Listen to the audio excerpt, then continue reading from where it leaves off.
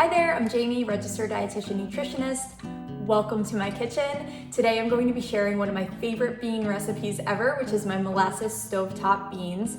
They are not only delicious, but super nourishing. I have them on repeat in the fall and the winter months because they're so cozy. They're filled with fiber-rich carbohydrates, plant-based protein, potassium, B vitamins, magnesium, and also they have molasses in them, which is a wonderful source of non-heme iron for all my plant-based eaters. I promise this recipe is super simple. You just need one pot and it's perfect to make on the weekends if you have like 20 minutes and you want to prep something that you can have for breakfast or for lunch during the week. So let's get cooking. So you're going to want to start out with the beans, and I use canned beans. You can use dried beans if you prefer, you just have to soak them overnight.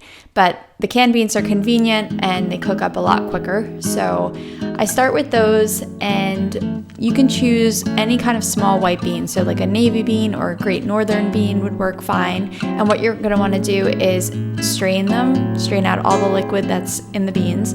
So put them in a colander in the sink and then rinse them really thoroughly so that you get all of the liquid from the bean can off and there's no bubbles left in the colander. Give them a good shake, and then you're gonna wanna add them to a medium-sized pot with water, and then you can turn the heat on once the water's in to like medium-low heat. These beans are a wonderful source of protein and fiber, and of course micronutrients like folate and zinc and magnesium. And then you're gonna wanna add the tomato paste, and of course the molasses. Do not use as much as I'm using here. Just check the recipe for the measurements. And then you're gonna add in all the spices. I like to use cinnamon and cloves, and you're gonna stir and bring it up to a boil, and then it's gonna start to thicken over time as you cook it.